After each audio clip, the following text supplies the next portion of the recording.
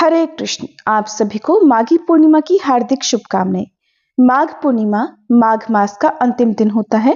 इसके अगले दिन से नया हिंदी मास फाल्गुन का प्रारंभ होगा और ज्योतिषी गणनाओं के अनुसार इस बार माघ पूर्णिमा के दिन एक साथ कई शुभ योग बन रहे हैं।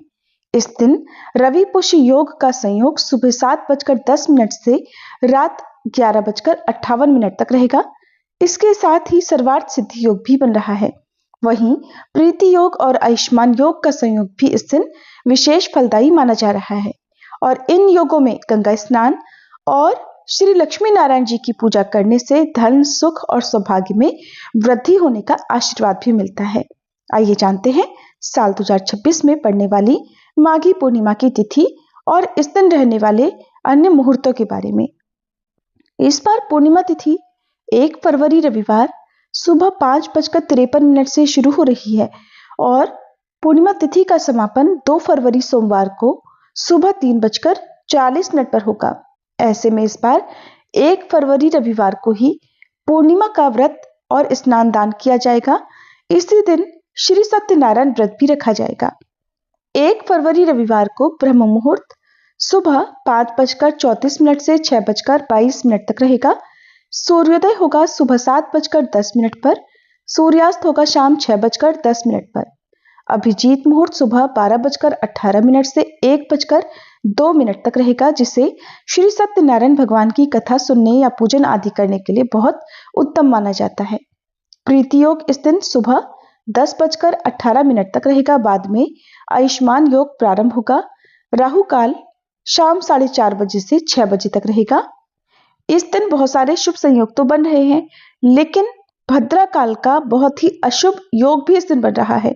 भद्रा काल को अशुभ मुहूर्तों में गिना जाता है और खास तौर पर जब भद्रा का वास पृथ्वी लोक पर होता है, तब उस समय पृथ्वी लोक पर हिंदू धर्म के अनुसार कोई भी शुभ या मांगलिक कार्य नहीं किए जाते हैं और भद्रा काल इस दिन सुबह 7:09 से शाम 4:42 तक रहेगा।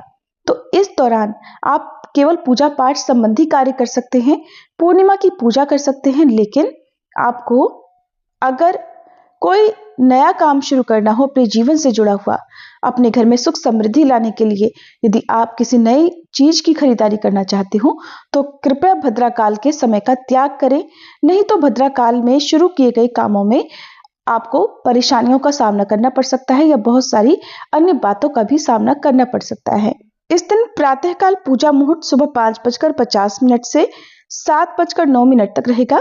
शाम की पूजा जिसमें गोधूली मुहूर्त शाम 5:58 से 6:24 तक रहेगा और शाम की पूजा आप गोधूली मुहूर्त के अलावा शाम 7:19 के बीच में भी कर सकते हैं, यानी कि शाम 5:58 से 7:19 के बीच में आप पूर्णिमा के दिन किया जाने वाला दीपदान पूजन आदि कर सकते हैं।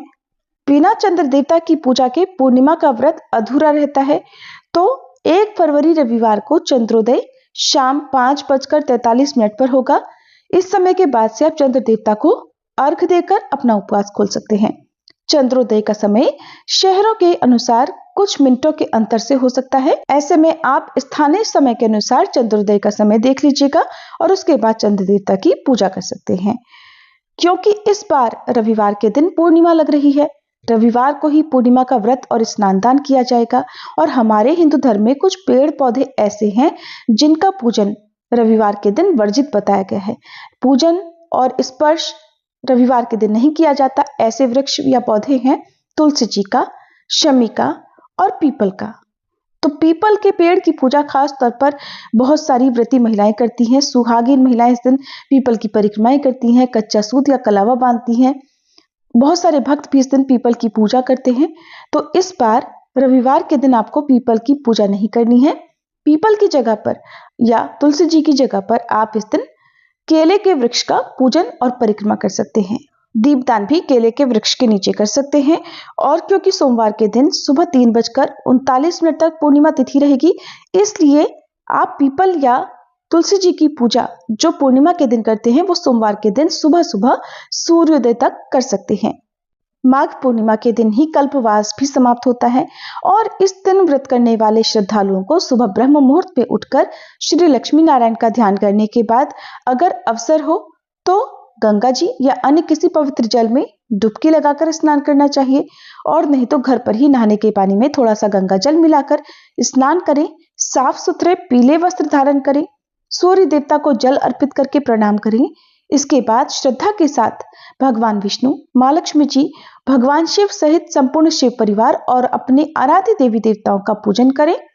व्रत की कथा पढ़े सुने, आरती उतारकर अंत में भगवान को भोग लगाकर प्रसाद बांटकर पुण्य अर्जित करें। जो लोग उपवास रखना चाहते हो उन्हें दिन भर उपवास रखकर शाम को चंद्र देवता को अर्घ्य देकर चंद्र देवता का पूजन करके उपवास खोलना चाहिए।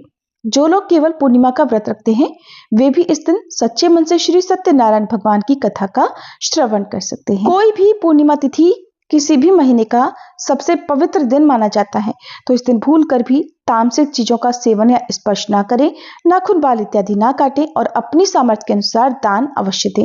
दान मौसमी फलों का या मौसमी वस्त्रों का किया जा सकता है। ये थी आज की वीडियो। उम्मीद है आपको पसंद आई होगी। अगर अच्छी लगी हो तो लाइक जरूर कीजिए।